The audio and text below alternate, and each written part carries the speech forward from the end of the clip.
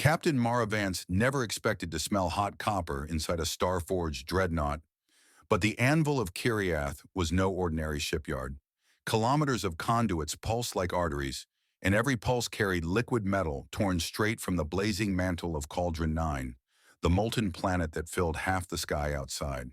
The anvil drank the planet's magma, refined it in particle furnaces, and exhaled finished hull plates moments later. It was the largest autoforge the Tetrarchy had ever grown, and tonight it belonged to smugglers and deserters. Mara's carrier squadron, the Vagabond Clade, had never numbered more than a dozen flight decks, but for 3 years they had done the impossible. Ferry refugees out of Imperial quarantine zones, steal catalytic ore shipments, and sell them to rebel worlds that could pay in food or fuel. The Tetrarchy called them pirates, the Rim called them saints. Either way, the bounty on Mara's head could buy a moon. She needed a miracle to stay ahead of the noose, and the anvil of Kiriath looked exactly like one. Hijacking it had been easier than anyone predicted. The Tetrarchy crew trusted their automated guardians too much, so when Mara's strike teams rode maintenance pods inside, hiding beneath the thermal glare of routine resupply, they cut command fiber before the sentries noticed. By the time alarms sounded, human override implants were already grafted into the anvil's neural lattice. 12 minutes later, Mara stood on the Cardinal Bridge, near the heart of the forge, staring at a three-dimensional schematic that retreated toward infinity. Empty ship berths waiting to be filled. The first burst of good luck shattered almost immediately. Distant gravitic ripples announced arriving mass. Coalition war signatures, dozens of them, flickered on the board. Heavy cruisers, hunter-killers, and at least one dreadnought commanded by Admiral Hellion Ossa, whose reputation for mercy was an accounting error. The Tetrarchy hadn't yet guessed their forge was stolen. Automated beacons still reported minor irregularities, but Ossa was coming to inspect those irregularities in person. The outlaw squadron had, at best, an hour before discovery. Mara slapped the comm switch on the patched-together console. "Vagabonds, front and center. We've got inbound company. Tell me we can berth hulls before they drop knives into our bellies."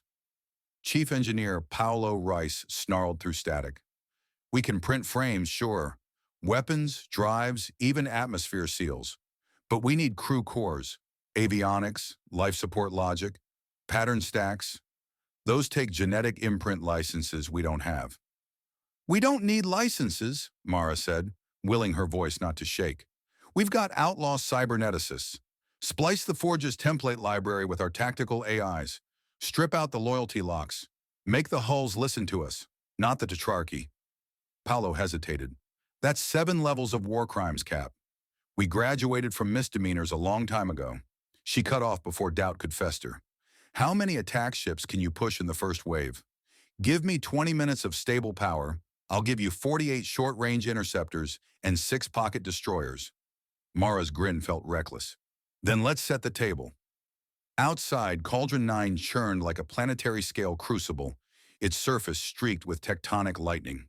The anvil orbited low enough that the planet's exosphere whispered against the hull, turning external plating into a perpetual aurora.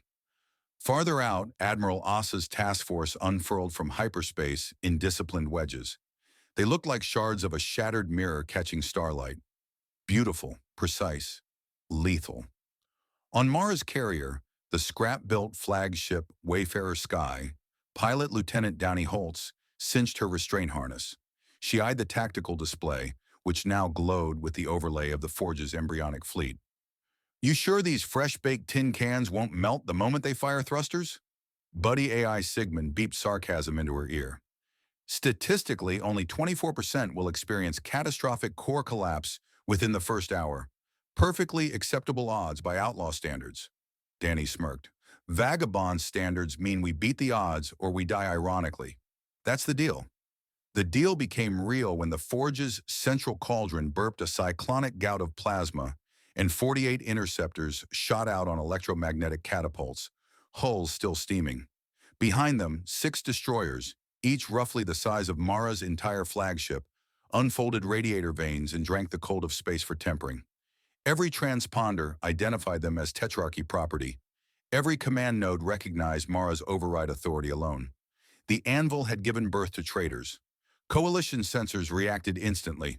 Admiral Asa's voice, cold and disappointed, broadcast on general channels. Unknown units, power down and provide biometric identification. Violation of Imperial shipyard protocols constitutes surrender of all rights and claims. Mara opened a reply link. Admiral, this is Captain Vance of the Vagabond Clade. We claim salvage authority over this forge, as your empire abandoned it without adequate sentry coverage. We accept your unconditional surrender. It was petty theater and she knew it, but the vagabonds drew courage from mocking giants. Asa did not indulge banter. The coalition dreadnought Lachesis extended broadside coil guns, each barrel longer than the Wayfarer Sky, and stacked tungsten rounds in amber-lit magazines. Wave 1 began.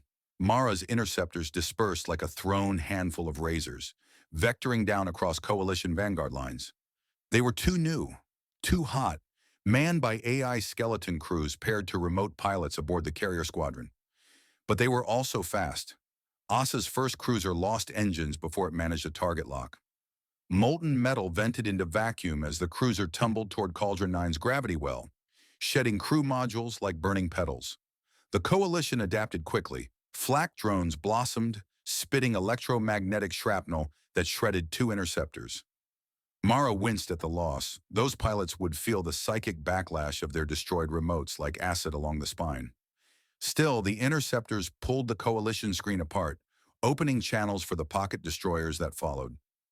The destroyers were ugly, skeletal things, gaps between armor still glowing from rapid fabrication.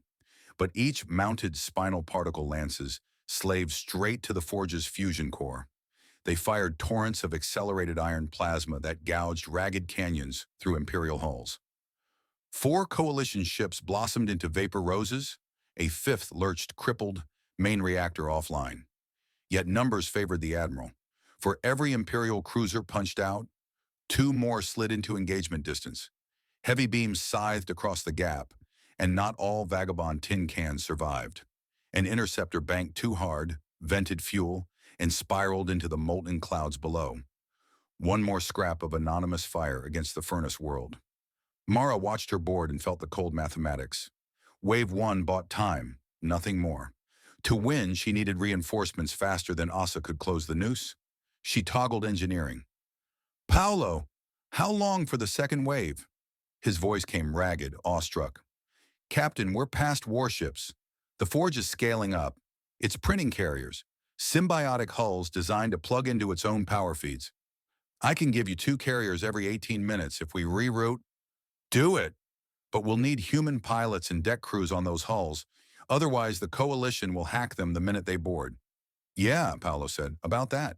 You may want to walk the berths. She did. Leaving her bridge, Mara clamped magnet soles and traversed corridors lit in crucible orange. It smelled like scorched ozone and birth blood. New carriers hung in vast cradles, superstructure still dripping cooled slag. Robotic arms welded structural bones while printers laid circuit nerves. Between armatures drifted cocoons, dark crystalline pods the size of coffins. What the hell are those? Mara muttered. A forged drone answered in chime binary. Sigmund translated, organic autonomy modules.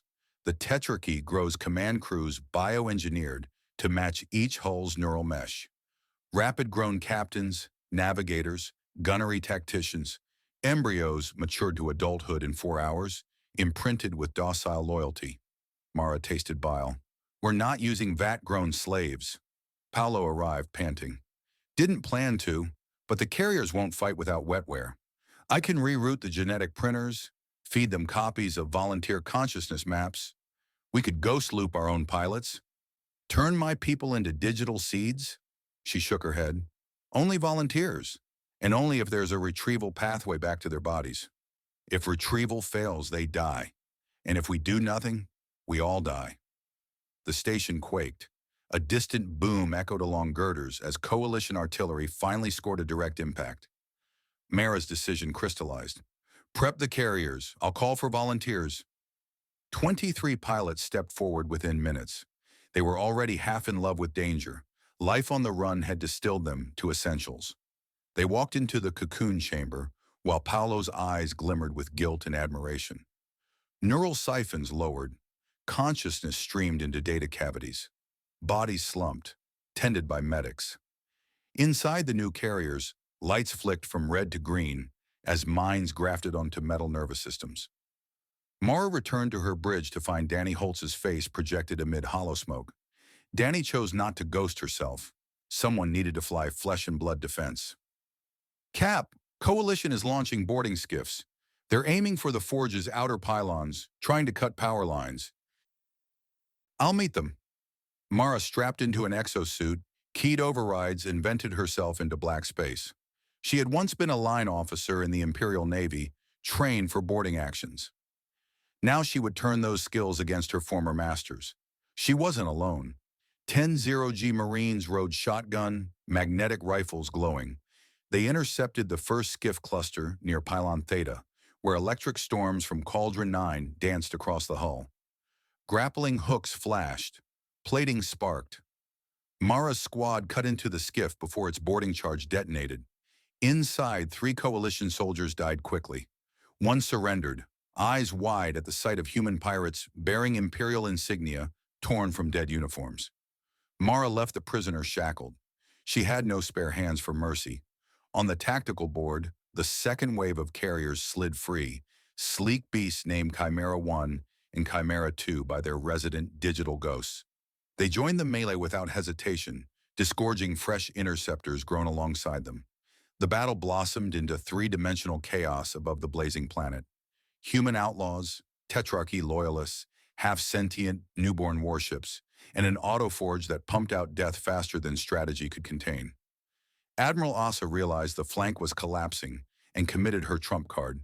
The dreadnought Lachesis detached her ventral cruciform array, a planet-buster lance designed to drill crustal plates. The weapon could boil oceans, or in this case, slice the forge open like a ripe fruit. Asa's broadcast resonated across frequencies. Last warning, power down or I shatter the anvil. Mara steadied herself inside an airlock, helmet cam feeding back to every vagabond channel. Admiral, fire that weapon and you'll pierce straight into Cauldron 9's mantle. The magma plume will swallow every ship within 50,000 kilometers, including yours. I calculate my margin of victory acceptable, Ursa replied. She's bluffing, Danny said softly over private link. No, Mara answered. She's desperate. Mara recalled Ursa's decorated record. Decisive, ruthless. The Admiral would trade ships for certainty. The only restraint was the Tetrarchy's desire to keep the forge intact, but Ursa could claim Mara forced her hand. Paolo's voice crackled again. Captain, I found something. The forge's core hosts a fail-safe seed, a dreadship pattern larger than anything in the database. It's incomplete, red-flagged, but if we divert enough mantle draw, we could spawn it in minutes. What are you talking about? A juggernaut, he whispered. Hull mass equal to 5 dreadnoughts. Primary armament, gravitic shear projectors. It was never finished because the Empire feared it would destabilize regional balance. Mara felt a thrill like vertigo. Will it fly? With 20 more petawatts? Yes. It'll also exhaust the forge, maybe burn it out. One shot at godhood. The deck juddered again. Distant bulkheads spewed sparks. Time fractured. Admiral Asa announced a 60-second countdown to fire. Mara faced her people across comms. We came looking for a miracle. Here it is. If we birth that juggernaut, we might beat her. If we fail, we die quicker. Volunteers only. There was no silence, just a chorus of do it. Outlaws accepted odds like sailors accepted storms. As fact, not fate. Paolo rerouted planetary siphons. Deep within the anvil, magma surged, sheet lightning arced, and atomic printers screamed. Superheated alloys braided themselves into a prow, the length of a mountain. Crystalline command crystals grew at insane velocity, starved of time but fed by raw energy. Consciousness required to steer such a beast exceeded any single brain. So Paolo opened the vats where the forge crew waited and let them awaken, needing purpose. He seeded them with fragments of Mara's own leadership engrams, torn from prior neural recordings. An army of partial Maras lit up inside the newborn dreadship, sharing a singular imperative. defend the haven people had fought for. Outside, Danny and the interceptor swarm clawed space to buy precious seconds. Coalition beams carved through Chimera 2, gutting her from stem to stern, but the carrier still rammed an enemy cruiser before dying, turning metal into incandescent splinters. Human screams mixed with data ghost echoes. Countdown reached 0. Asa's planetbuster lance fired, a column of coruscating light thick as cities, aimed at the anvil's heart. Simultaneously, the Juggernaut, designate Goliath Rising, broke free of scaffolds. Its armor radiated molten orange like a newborn planet. Gravitic projectors flared, catching the planetbuster beam mid-transit. Space warped. The lance twisted aside, missing the forge by kilometers, carving instead a scar through Cauldron 9's magma ocean. Jets of superheated rock geysered into space, a hellish fountain. Every vessel's sensors overloaded. Some drives lost synchronization, tumbling as their inertial frames rewrote reality. Amid the chaos, Goliath Rising advanced with impossible grace, bending local gravity wells like a maestro. It closed within firing distance of Lachesis before the Tetrarchy Dreadnought's gunners realigned.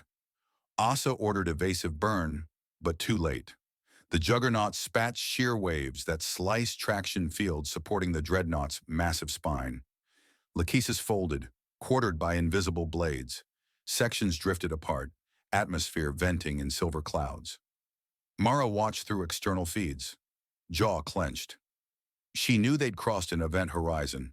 Wielding superweapons meant nobody would forgive them, ever. Yet in that moment, survival mattered more than absolution. Admiral Asa jetted from a rupture in her dying ship, personal armor flaring. Her transponder blinked surrender requests. Mara forwarded them to Goliath Rising's confluence mind.